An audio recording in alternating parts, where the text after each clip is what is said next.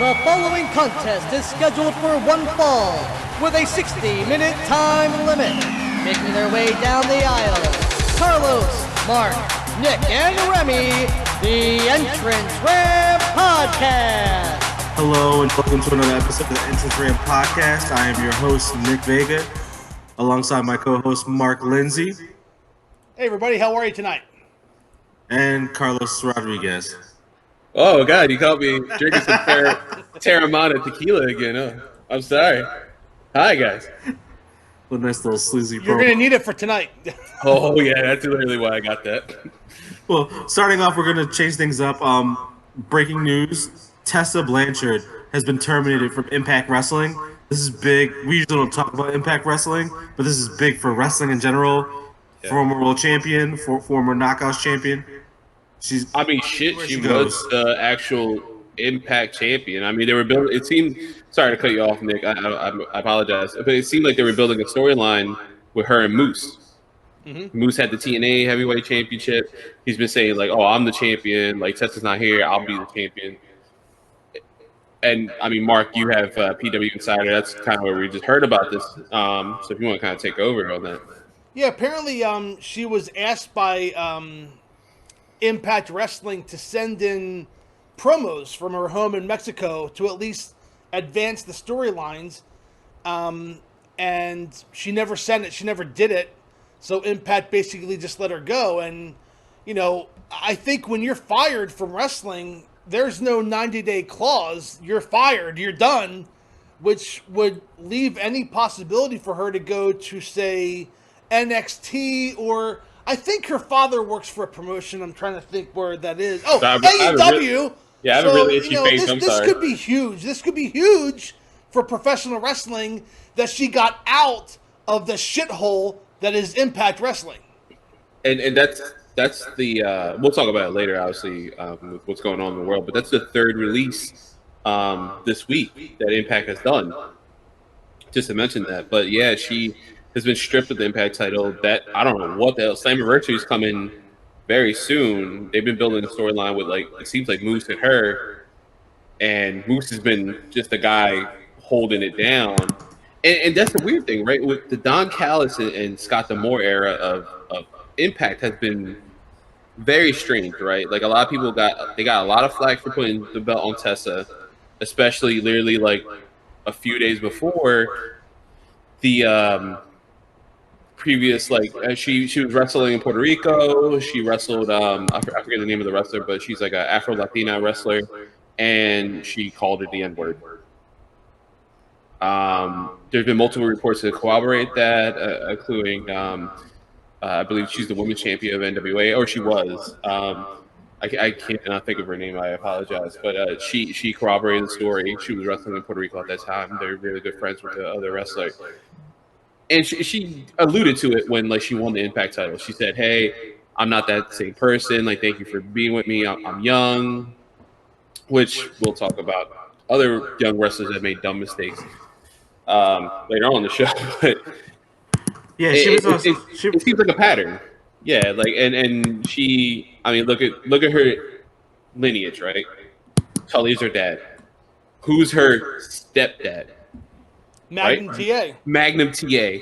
Like, you got two of the best as your dads. Let alone, I'm sure your mom's cool too. But, like, that's a lot of pressure, right? And then you go into the business, and we are automatically looking at you. We're staring at you with a fine-tooth comb. Like, we're looking at you because you're the future. The second you put your name in an industry that your father and your stepfather, like, break their backs on, unfortunately, you're all eyes are on you. We're doing it with Simone, right? I mentioned it at a couple episodes ago. Simone Johnson is the future. As long as she can get on the right track and know what she's doing in the ring, all eyes are going to be at her when she debuts. Similar to her dad, The Rock.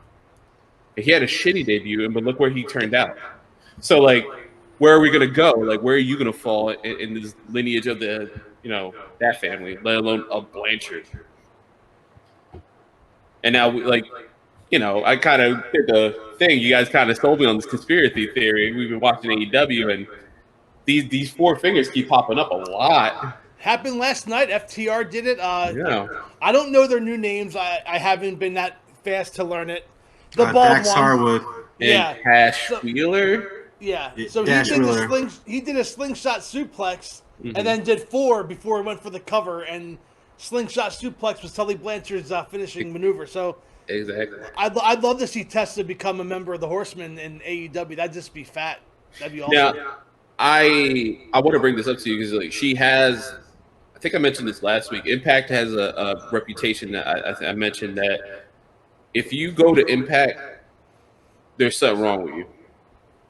That's like a kind of weird like internet like thing that like if you go to Impact, like there's something wrong with you. There's a reason why you're in Impact and not like ROH or something like that. I don't think that's true for every talent, but literally 3 talents who got terminated this week. And she is brash, to say the least. So, do you guys want her in AEW? I mean, I feel like she's going to end up in AEW. Yeah. Do you think that's going to be humbling for her, right? Being in AEW, is that the check that she might need? Well, she'll just have all eyes on her. She'll have no more excuses. Right. This is her only chance. If she fails here, she's wrestling for 30 people in a hallway somewhere. Yeah, that or just straight up Mexico. Because Mexico don't care what you do. Apparently, CMLL and AAA don't care. So like, Right, but it's not the same.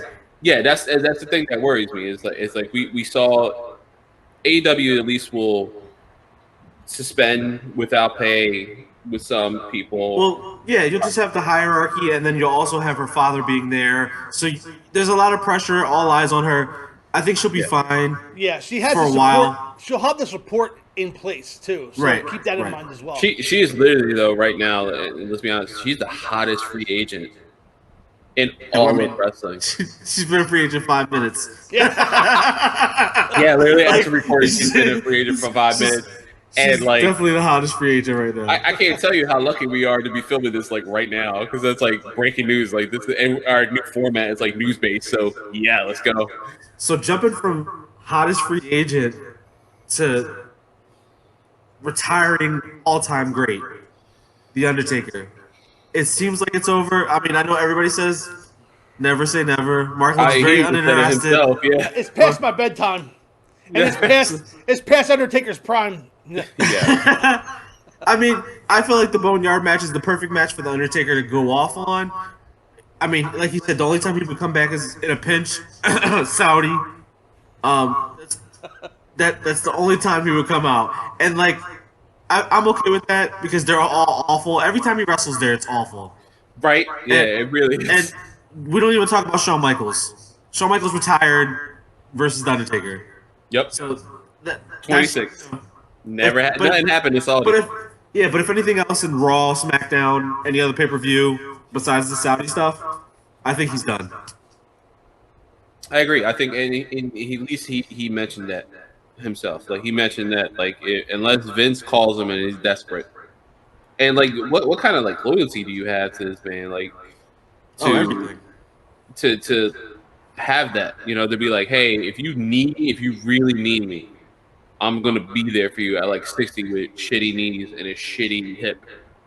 Like I'll be there for you. Like I'll kill myself for you. Like I don't want you to. I want you to spend time with your kids and your wife. All this goes on Vince though. That's Vince, the other thing too. Vince would have to be the one not to make the call and leave him be. Yeah, and as an aside, as a funny aside to this, now we have me Mark Calloway stuff that Mark could buy. You know what I mean? One of these episodes coming up, it's gonna happen. Yeah. He's gonna be wearing that shirt. I guarantee you. It's Terramana. Yeah.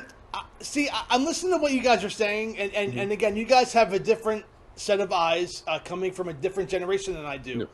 I don't think Undertaker's had he's had some decent matches, don't get me wrong. That Extreme Rules match last year in Philly when he teamed with Roman Reigns against, Elias and, I forget who it was, Drew McIntyre.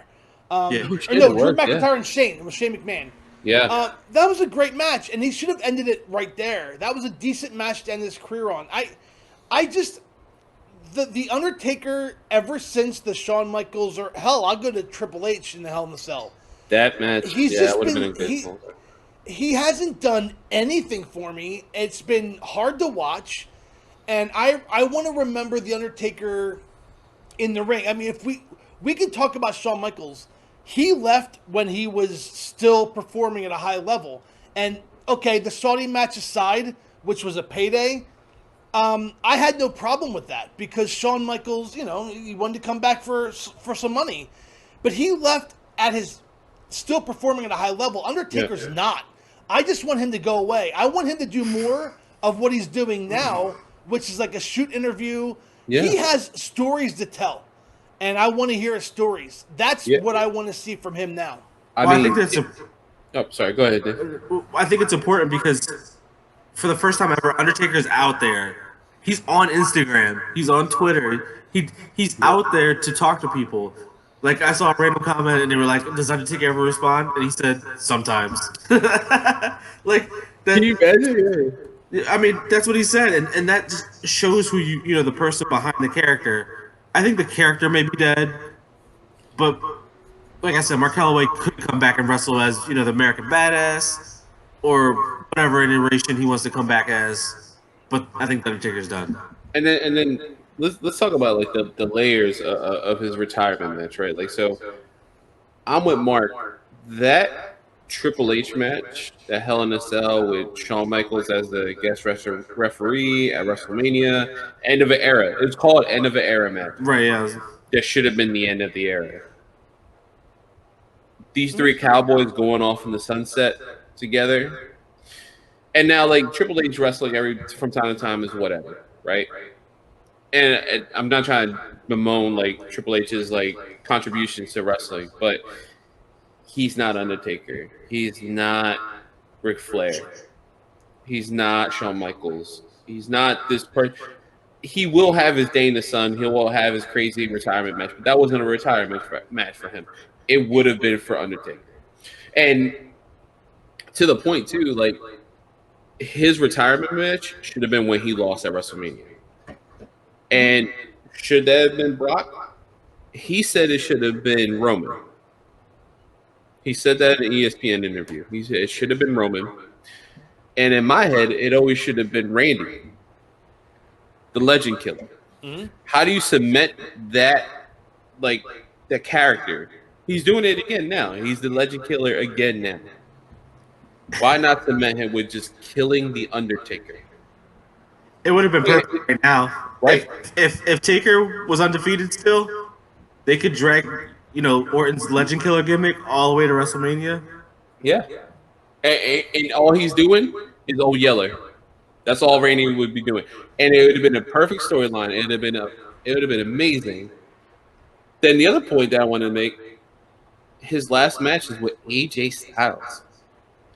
What kind of pedestal did you put AJ Styles on?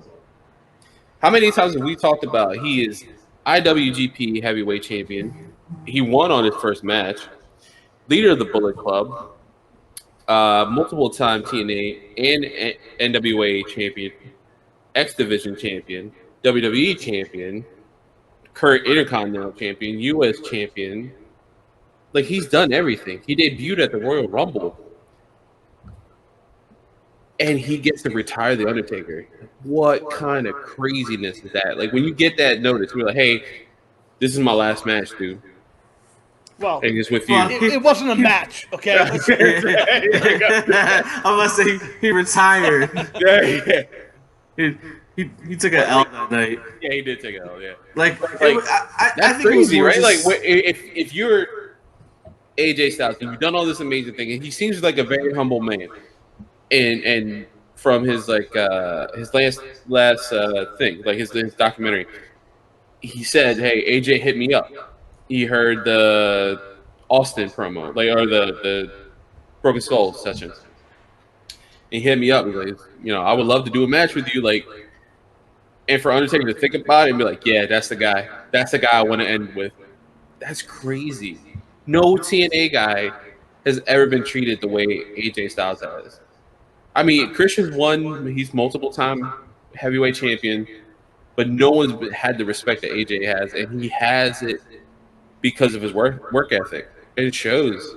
And for Undertaker to also see that and agree, that's crazy. I couldn't imagine. Oh, that was it. Okay. Oh, that's it. Yeah, sorry. I would have leave I was on a like, high note on that okay. one. He got thirsty. Yeah. So I guess I want to figure out what was your favorite Undertaker match. That was the question I had in my mind for this whole segment. I want to hear Mark first. Yeah. Oh God, Giant Gonzalez. no. Oh gosh, I mean, there were a lot of good ones earlier. I would probably say one of my favorite ones was I liked this Jake match at WrestleMania 7. Ooh. I enjoyed his match. He had a nice run in like 98, 99 where he was like evil. He had a nice match on Raw of all places. It was a Hell in a Cell match or something between him and Kane versus I think Mankind and Steve Austin. Or, I may have that wrong, but it was I mean, I know what you're talking about. one of my favorite matches was him versus Bret Hart at SummerSlam '97, and that was Shawn Michaels was a special guest referee. Bret Hart was still kind of a tweener. He wasn't a full heel yet, and Shawn Michaels hated them both. He hated Bret, and he was not getting along with Undertaker. And the finish of the match saw Shawn Michaels hit Taker with a steel chair. Bret won the WWF title that Undertaker had won at WrestleMania against Sid, and he started the whole Hart Foundation versus Stone Cold and Michaels and all that. So that was probably one of my favorite Undertaker matches. But I mean, he had some great matches. I wasn't a fan of the last 5 to 10 years. That's all. Yeah, no, I mean, and that makes sense. I mean, Remy's not here on the show, but that's literally kind of like that in like video games is kind of where we held our hat on, like how we started our friendship. Like, full disclosure, we all work in kind of the same building, and Remy works in a cafe, so we met him that way because we all love coffee and food. That's not coffee you're drinking now. No, God.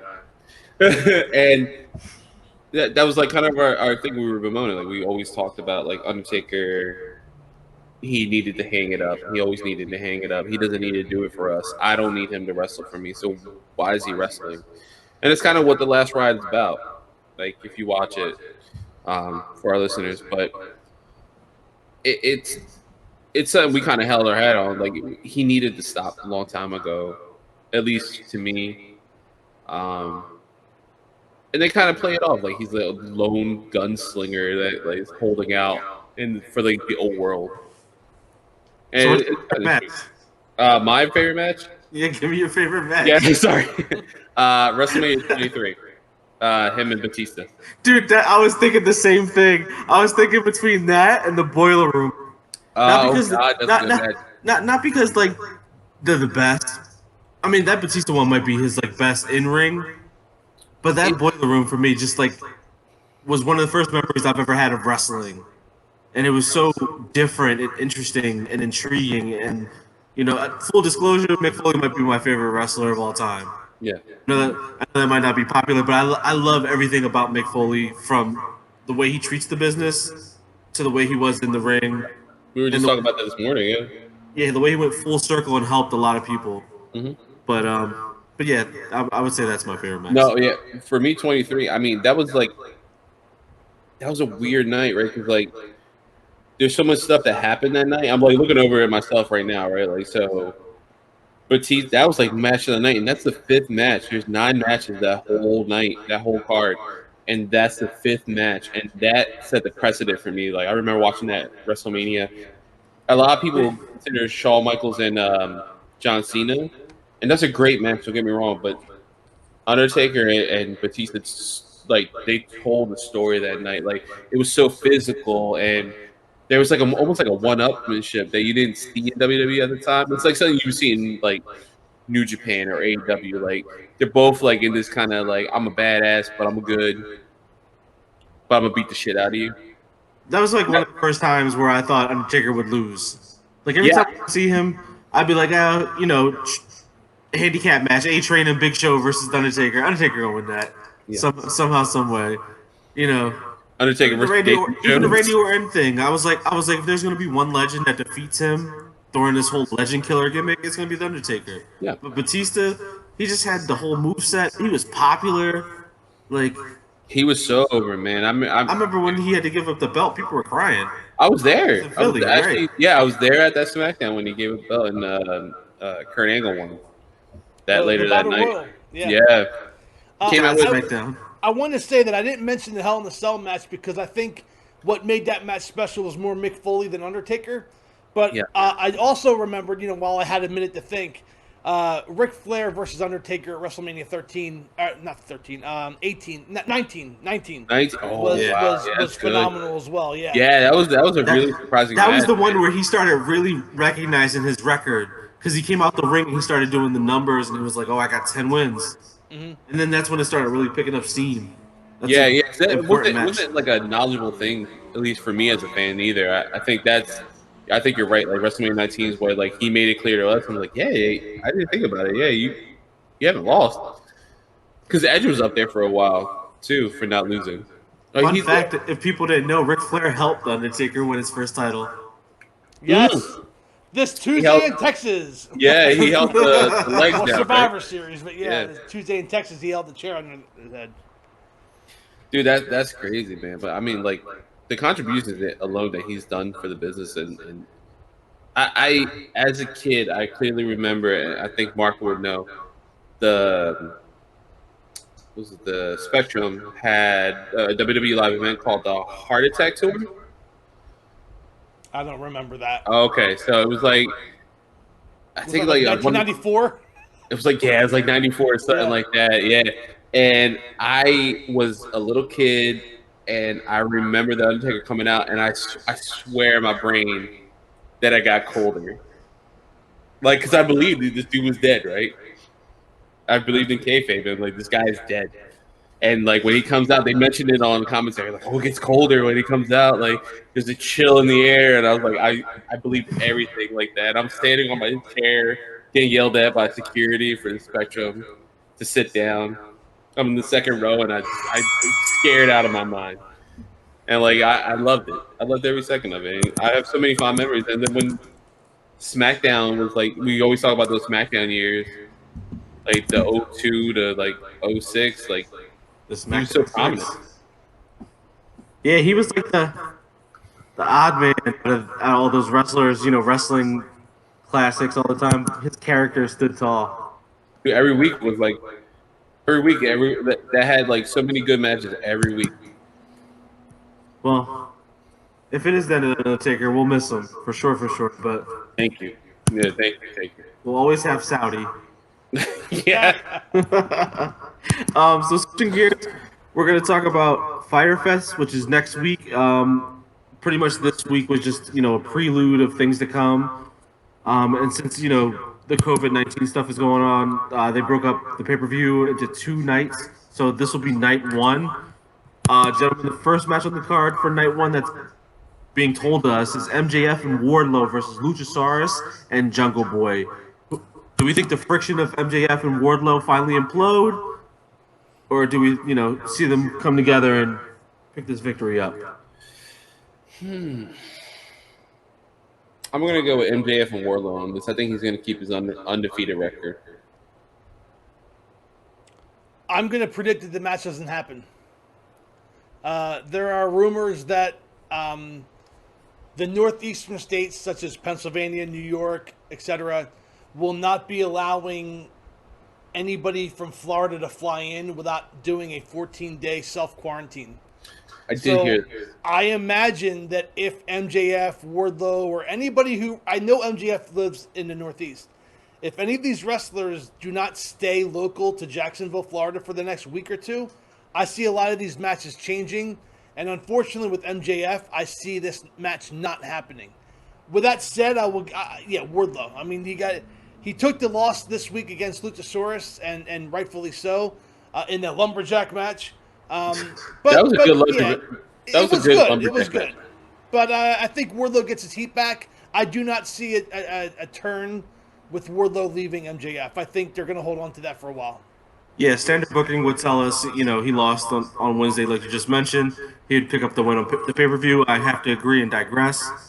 So I'll take MJF from Wardlow. But it is very important that all these matches are subject to change. And in doing so, we'll update you guys, on Instagram, on YouTube, as they come to us. Yeah. So next up, we have Private Party versus Santana and Ortiz. Santana took the loss this week to Broken Matt Hardy. So for that reason, I'm going to take Santana and Ortiz. They got a 500 record, 10-10.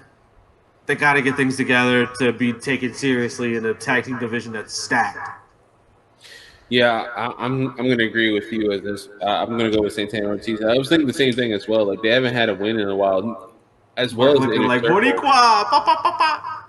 I was also going to mention that my Father's Day gift from my wife was that I got Proud of Powerful shirts for me and my son. So yeah, I'm going to go with the. I got their new shirts. ShopAEW.com, guys. Clean sweep.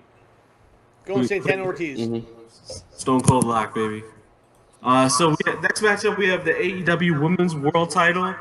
This is going to be a good match. Rashida versus Penelope Ford. Mark, you're sweating. You got a little sweat right It's here. a little hot in here. Okay, so who do I want to win? I think we all know who I want to win. Yeah. I don't see any title change. Ford goes down. Yeah, I'm going to go with Sheeta as well, but I think this is going to be like a punch card for Penelope Ford to kind of even more so show that she's amazing in the ring. Real quick, Nick, before you give your prediction, I did read online. Tony Khan had tweeted earlier today that Nyla Rose will be part of Night 1, and she has an announcement to make. Just wanted to throw that out there. I don't know. Obviously, it's going to be involving the women's title match. So if her announcement is before or after the match, I think it could probably also play a part in the result as well. Definitely, especially if she tries to worm her way into a triple threat match of some Right. sort. Because if it turns into a triple threat match, I wouldn't be surprised if Penelope, walks away like Alexa Bliss style. Like she might be the smallest one in the ring, but then again, Sheeta's kind of small. But I'll take Sheeta if it's a one-on-one matchup. Kip Sabian really hasn't been, involved in Ford's matches. He's there, but he never does like heelish things like grab, legs or anything like that. And I like that it'll he be comes interesting out. to see if, with Jimmy Havoc in some trouble, they've put Starks, the dude from the NWA that showed up. Ricky Starks. Ricky Starks. They put him with Kip Sabian, which I think is a great tag team. That just has electricity written all over it. Yeah, I agree with you, man. I think that because they're both young and like kind of like the interaction. That's why I had mentioned it. that as well. Yeah. Like, I forget. I think Sheeta like fell into Ricky Starks and Kip Sabian. Yeah. Or like that's just there, it just looked like the right tag team. It looked like getting him involved in a storyline of some sort. Hey, man. I mean, like, how many people have like benefited from like shitty situations? Ricky Starks could be one of them. Oh yeah, for sure. So who you got? I'm gonna go. Yeah, I'm gonna go with Sheeta. Yeah. Stone Cold Live. We need like a sound effect for that. You know what I It mean? just needs to be a lock, like a That or like like the glass breaks. I can create something. Just give me some There we time. go. coming to you live next week. Shattering Glass. So the next match on the docket is AEW World Tag Team Titles. Kenny Omega and Hangman Adam Page versus the Best Friends, Chuck and Trent. No Orange Cassidy. He's busy. I want the Best Friends to win, but like how they now that like Omega and Page are on the same page. They're actually pun intended. Fuck it. I don't know what like I kind of want them like I think Page and Omega are gonna win on this night. Like I do want the Best Friends to win though, but there's no dissension. I thought that storyline would play out. I don't know if it's further down the line, especially at the stadium match. Like I think it's gonna be Best Friends. if COVID didn't happen and fans were still in the stands, and they had continued with the original storyline, I think Best Friends would have been the team, the perfect team, to beat Omega and Page to kick off the breakup between Omega and Page. With that said, at the Stadium Stampede, when you had the cheers of whiskey and milk, you can't take the belts off of them now. Yeah. So I would go with Omega and Page. So we got one for Omega and Page, one for Best Friends. I'm going to make a Page. Oh, okay. I thought you went Best Friends. I want to. Don't get me wrong. Yeah, I think the timing's off. If this happened 2 months ago with no COVID, I would have seen Best Friends winning. They were on a hot like how the streak, storyline and- was playing out, you would assume that they, because of like whatever BS, that like he's drunk all the time. I agree. I feel like it's an odd time to pull the trigger, but if not now, when like they have to break that team up because there's so many tag teams that have to wrestle for those belts, and no matter how we try to slice it, Paige and Omega are not a tag team, like a real tag team. They're just really great individual wrestlers who can Put another wrench into that too. Wouldn't you want like FTR to take the titles? Nope. No. Bucks? No. Right, yeah. I think the Best Friends are the perfect tag teams because they're not heels. Mm-hmm. Everybody loves them and would understand, and I don't think it would end in anything but a standard wrestling match. It would just be that they were the better team that night. So for that, I will go with the Best Friends. Okay. I think it's the right time to pull the trigger. Because it could be anything as simple as, like Mark said, a small piece of dissension where the timing is off, they're not working as a tag team just as good as Best Friends, and that will give FTR more motivations to show, they are a real tag team. We're going to take the belts from them, and we'll be the best real tag team. That's fair. Yeah, that's a good point. And also, you're the one leading in the standings to predictions, so yeah. That, of course, you're going to win. Right. It just chalk me up. And so for the final match for night one, we have Cody versus Jake Hager for the TNT title. Gentlemen, is it early to pull the trigger on a title switch? I feel like Hager may need this or disqualification or something to keep his aura because it's kind of being chipped away at. Yeah, I kind of feel like some BS needs to happen. Especially if his wife is going to be involved. Like she will get herself involved in the match. What if she pops Brandy? Dude, that'd be amazing. Oh, or Arn, Not gonna happen. It's not gonna happen, yeah, unfortunately. But yeah, that'd be crazy. I'll tell you why. If I'm sorry, Nick, I'm gonna go off the topic for about 30 seconds here.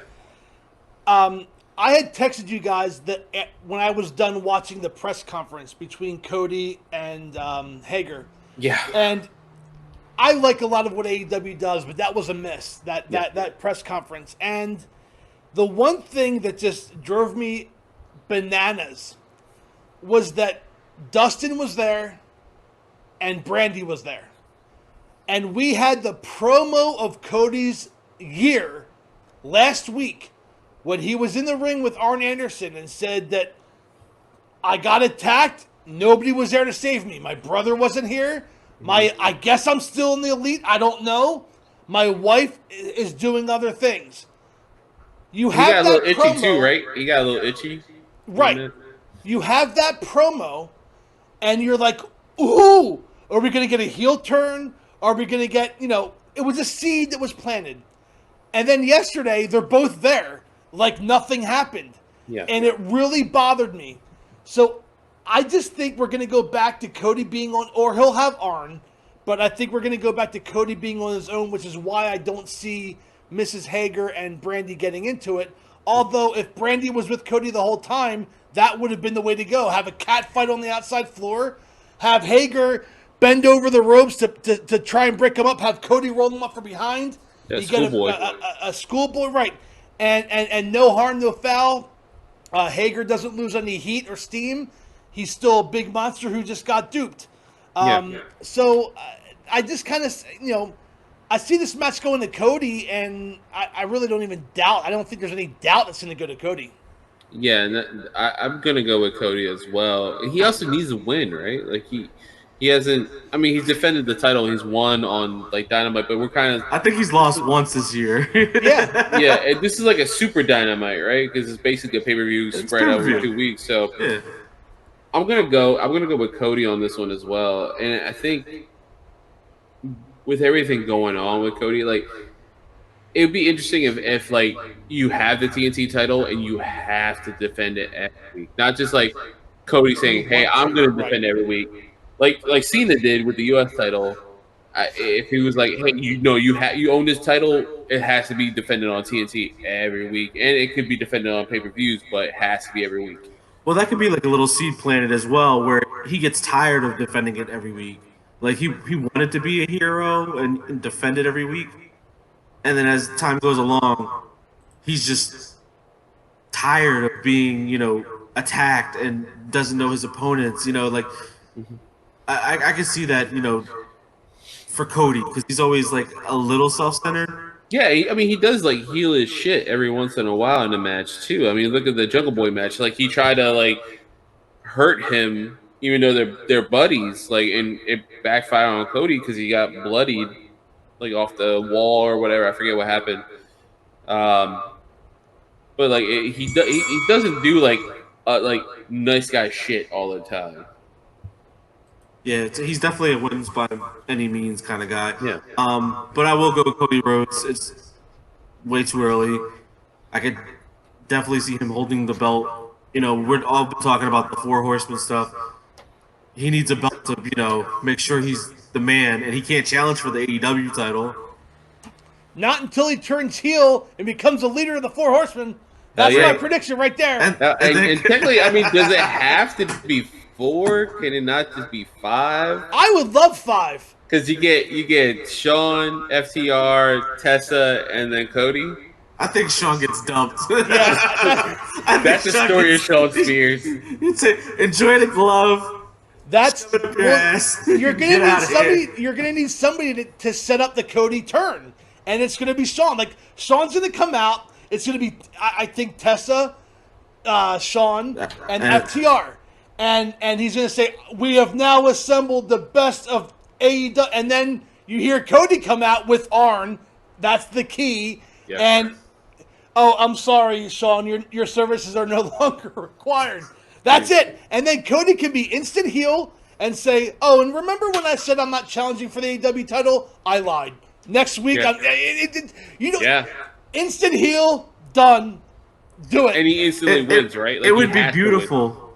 It would be beautiful if it happened during a beatdown of whatever good guy team is out there, like the Elite, and they're just beating up on them. And Cody's been like, that would be perfect if it's the Elite because Cody's right. Boys with them, and it's like, you know what, you forgot about me, so I'm gonna forget about you and be the man here. Yeah, and that would be perfect for when the Bucks eventually step in. Well, it could happen because on night 2 of Thunderfest, I'm sorry, Nick, I'm gonna steal the thunder. You have the Young Bucks teaming with the FTR, okay, and they're taking on. I'm sorry, They're taking on Pentagon and Ray Phoenix. And Butcher and the Blade. So you could have it happen then. That match could be over. You could have the Young Bucks and FTR go at it, and then bang. That goes full circle back to our first minute on the show. Tessa Blanchard is free. We have no idea where she's gonna go. Yeah, Impact doesn't have those contracts like you mentioned at the top of the show, man. They don't have those contracts, so. Well, they may have says the Tony contracts. Khan's on the phone. They may have the contracts, but she got fired. There's no 90 days when you get fired. That's what I'm saying. Yeah, like there's no clause in their contracts for that. Like I said, Tony Khan's on the phone. Right. It'd be dumb not to, right? Totally, get your daughter. Yeah. That's what I was saying earlier at the earlier top of the show. Like it'd be dumb not to, right? Like history or not, like it'd be dumb not to be like, hey, Tessa. And like the number one thing Mark said, support system. She obviously has some issues. And like you said, T-Day is not where you go to, have a thriving career. Like you just take that next step with AEW. She did everything she could in Impact, and she did more than everything she could in Impact. Oh yeah, she set standards. Yeah, and I also want to give her some benefit of the doubt too. Like Carlos mentioned earlier, she did have that controversial thing, the subject come up with the N-word. And I think that watching all of what we're watching over the last week or so on social media, I really think this is going to be a wake-up call that, let's just, how old is she? She's in her early 20s, right? Yeah. I think she's 25. 25. So this has to be the wake-up call, and I think it's a perfect fit. It's Cinderella's slipper right there. Yeah. 24. She's 24. Yeah. Well, she already has history on with 26. the elite. I mean, she showed up at All In. She was in that 4-woman bout. Hell, Tully and Magnum walked her out. Yeah, right.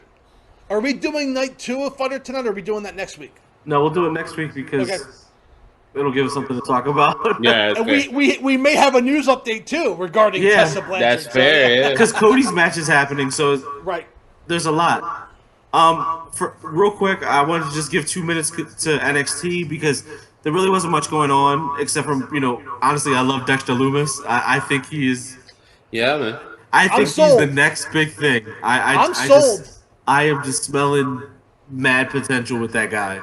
He has the look, and I texted The you character. guys. He has the music. That Yeah. theme music is just, oh man, I'm gonna download it on iTunes. He said, "Thank you, Jim Johnson." But no, I wanted to focus on the triple threat match that happened this week on NXT between Johnny Gargano, Finn Balor, and Keith Lee.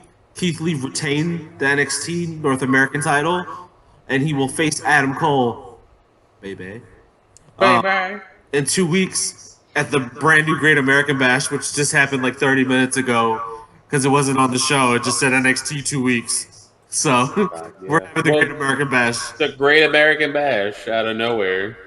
Where's JBL? Yeah, well. Yeah, I was thinking the same thing. But how do we feel? Winner take all. I know we have 2 weeks to really digest this, but early, predictions, like maybe not locked in, but how do you feel? You think Lee will take the title from Cole and break it up? Because the whole thing with Dexter Lumis is important because he's messing with Roderick Strong, which is messing with everyone else. I'm gonna, if you don't mind cutting, I'm sorry. I'm gonna say that Keith Lee does win. I know in weeks prior we talked about like Keith Lee kind of has like luster taken away from him with no fans. Like I know there's wrestlers and there's like performance center people, but that aspect still kind of helps sell you on Keith Lee. And at least for me, I think Keith Lee is going to be the one that dethrones him. I don't know. And I'm okay. I'm okay not knowing. Part of me wants to see Adam Cole be NXT champion forever. Right? Yeah, that's another one for me, yeah. So, if anybody deserves a win, I think it's Keith Lee. I'm a big Keith Lee fan. His character's kind of been lulling around. It's not as exciting to me as it was January and February. Yeah. Maybe this could get him back into the big picture.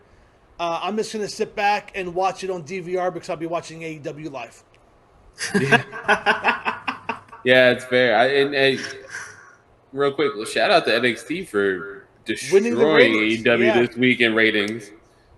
I blame that on Jericho. Jericho did that because wasn't there a tweet between Sasha Banks and Bayley about winning the tag team titles, and Jericho made a comment that they didn't win the demographic? I blame it on Jericho. Yeah. Who's his tag team partner again? Yeah, right. Yeah, Right. That Who said something about Sasha? That's weird. It's weird how that works out. Yeah, I think Adam Cole retains, and he wins the North American title, and then he can be super cocky. I'm down for either or. I don't know why. First impressions, not locked in at all. For predictions, I'll go Cole as well. Yeah, let's see how I feel next week. Around next week. Yeah, we'll put it back around because I don't know how I feel right now. Early impressions, I feel like Keith Lee, but that could change next week. We'll see how NXT plays out. Yeah, and so I mean, we'll jump right into our closing thoughts. The floor is you guys. Anything you guys want to talk about this week in wrestling? There's a lot of stuff to really cover. Yeah, I want to really just hammer home on the COVID-19. We've been talking about it since we started this We started this podcast in February, just before the outbreak of COVID-19. We've been doing more shows now officially on video than we were audio only. And we talk off the air about how serious the COVID-19 is, and we know that Florida is a big disobeyer of basic laws about masks and everything else. They're more lenient. They were quick to open, and now they're seeing a surge in more COVID patients. So why that sucks for us is because AEW and NXT tape there every week. And we've obviously found out within the last day or so that Renee Young has been she has COVID-19. She came down with it, which makes us think that there's a good chance that Jon Moxley will have it, who's the AEW champion. And it was always close to home in wrestling. It's not like they couldn't ignore it. It was a big deal. One promotion chose to mention it and talk about it as a real world issue.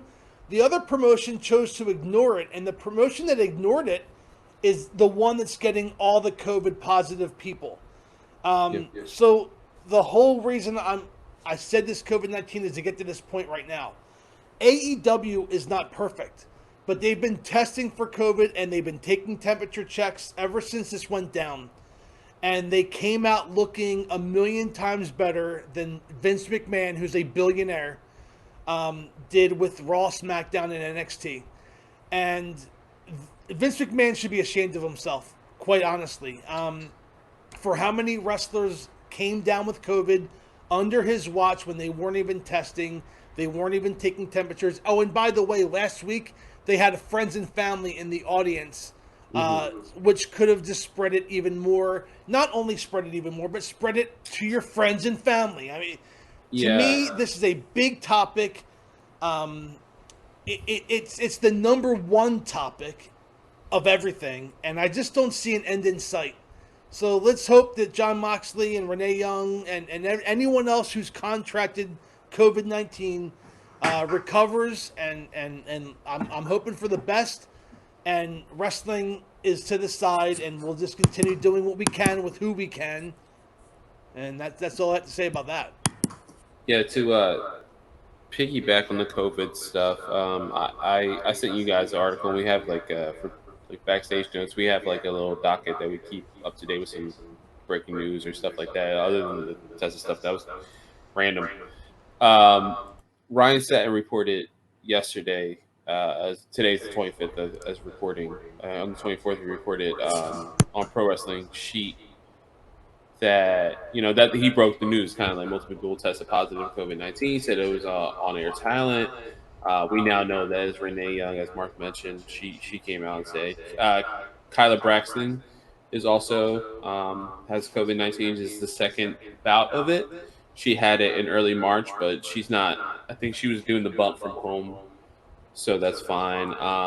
And this week has also been the second time in all of this craziness that WWE has mentioned COVID-19 in any show, whether it be the bump or anything like that. I think it's been mentioned, and this week is specifically. I think it was mentioned on the bump last week by Kevin Owens, because he declined to wrestle the past couple tapings due to developmental talent contracting COVID-19, and now Renee mentioning I think on the After the Bell podcast with Corey Graves. It looks like everyone's kind of having a hard time, and they suspended some tapings, but they're still going to do Friday and Saturday tapings. PW Insider and Fightful, and other publications report that no longer be friends and family in the crowd during the next tapings. That should have been like that from jump. Yeah.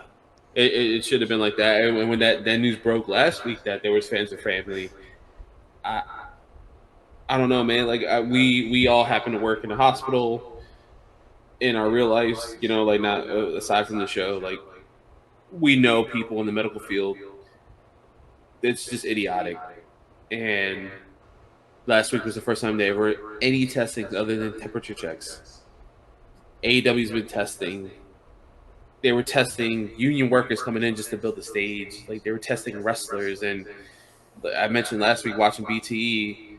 There's a backstage segment because they've been doing that Kenny Omega Colt Cabana thing where he's like chasing around thing like Monty Hall or whatever, like Monty Python or whatever like that. Like they were the only two who didn't have masks. Everyone had masks. FTR was going over the match. You can see in the background they had masks on. They were out and open away from each other. Like you don't blame Sami Zayn, Kevin Owens, or Roman Reigns for not being there. And some people are getting like retroactively hurt because of it, right? Like, what mention of Roman Reigns have we had? Nothing. They treat it like he's just gone. Like nothing. I don't know what happened. Goldberg's not wrestling tonight at WrestleMania. It's gonna be Braun Strowman. Say something. We're not idiots. Kids aren't idiots. It's okay. You can tell us. AEW's telling us. Why can't you? Treat the world as real. You know, I understand Bray Wyatt doesn't have those powers and he could be evil, corrupt Pee Wee Herman. It's okay. This virus is real. Like WWE is really good with not really mentioning things and playing make believe. We all know it's that. Frustrating. It is. But the only thing we can do as consumers is let them know and or not watch their product. And I'm not telling anybody not to watch WWE. Yeah. But that's where people notice is their pockets when you start losing viewers, you start. And like I mentioned, the only two mentions of the virus itself were not like a Raw, SmackDown, NXT, anything like that, or main event. It was two podcasts where there's no character work in those podcasts. Like they're real people. Goes back to the whole make believe thing. But anybody out there listening, watching, social distance, wear a mask, respect others. That's it, man. Simple as that. Wear your mask. Yeah, that's literally it. Yeah. Anything else you guys want to talk about? You guys want to touch on the other major subject, or you kind of want to just let that? I'll touch on it for a minute. This last Thursday, we kind of had some breaking news that night. There was a lot of stuff breaking in the wrestling industry. Me and Nick are also like big fans of the video game industry. There's a lot of stuff happening there as well. But hashtag speaking out is the thing that's going on Twitter, Instagram, where a lot of people who've been abused in the wrestling community have been coming out, telling their stories, finally coming clean. And it's just been shitty, right? I've had just reading so many people hooking up with 16-year-old girls has been messed up for me mentally. And whether there's a legality of it in the country or not, there's just something morally, for me, I'm not only speaking for myself, I'm not speaking for the whole podcast or anything, but just morally irreprehensible to that. Like, it's hard to read these stories and anything like that. It's been rough to just be online. Well, Nick and I talked off in person the other day. Yeah. There's a difference if you're like 19 or 20 and dating a 16-year-old, but if you're 25 or 30 dating a 16-year-old, Yeah, I think there's something in your brain, right? Like there's a lot into that story, and I think the major thing for me in general is just the girl, basically said she was drunk. Whenever it comes to somebody underage being drunk, they're vulnerable, and you could dice it however you want. It's predatorial, traits. Yeah. So, and a lot of these stories too, it's not just the sexual stuff we gotta shuffle through, because there's a lot that has to shake through. Obviously, there's there's a lot of mental stuff. There's stuff breaking today of our local promotion, Chikara. I think the reason why we're just mentioning this is not to just dive into every detail or to every story. I think it's just to bring awareness in general that there are people who are out there to take advantage of other people in vulnerable situations, or people who are just trying to live their dream, and that being used against them. You want to get to your dream? Well, you must do this for me. Yeah. And we here at the entrance ramp, we just want everybody to enjoy themselves and enjoy the wrestling, enjoy the program that's being pushed out. And how many times have we been told wrestling's for everybody, right? And this week it doesn't feel like that, but it can be. I mean, we can hold these people for accountable, and we can make the business better, and we can make fandom better. Well, this in itself is great for the wrestling community because it goes to show that everybody does care. Somebody said something and everyone else listened. Those people weren't shunned or pushed into a corner. The whole community rallied against them, and people lost their jobs. People lost their livelihoods for actions that they took. But we also had to remember that people are also losing their. Let me just say this: they're innocent until proven guilty. Okay, so there's a lot of accusations that came out that may not be true. I'm not saying that's the case for. I mean, it's pretty clear that some people have been suspended. Some people have been flat out released. So take it for what you will. Why would you be released if there wasn't smoke to the fire? So there's definitely some who are guilty of sin. There are others who are defending and stating online through social media, which I can't stand, that they're innocent. But we do need to remember that they are innocent until proven guilty for the crime. Two sides. There's always two sides, or actually three sides. Yeah, the truth. His, hers, and the truth. Yeah. Yeah, and the top of the show, we mentioned the other two releases. I mean, we had Dave Chris and Joey Ryan. Bar wrestling is no more, straight up. Chikara is no more. Mike Quackenbush, the wrestling factory in Northeast Philadelphia, is no more. That school's gone. Well, smoke, fire, right? We'll get more information as we go through the week, and we'll update everybody as we, get the updates. Absolutely. My closing thought would be just be good people, man. Yeah, same here. Be good. Stay safe. Follow the guidelines. And wear your mask. Wear your goddamn mask. They're put into place so everybody can, get their stuff together. And I'm sure we'll get comments, stick to wrestling, which we will try to. Yeah. But, can't ignore these stories. No. So Mark, go ahead. Yeah, that's it. I mean, I think we're just gonna end it there. On a very somber note, but next week I look forward to two pay-per-views. Yes. Great American Bash, Fighter Fest. We got some stuff to really look forward to from an in-ring perspective. Until next week, for Carlos and Nick, I am Mark. Remy watching at home. We'll see you next time on the Entrance Ramp. Goodbye, everybody. Bye, everybody. Thank you for listening to the Entrance Ramp Podcast. Please like us on Facebook at the Entrance Ramp Podcast. Follow us on Twitter at the Entrance Ramp Pod, and subscribe to us on YouTube by searching for the Entrance Ramp Podcast. We'll see you next time.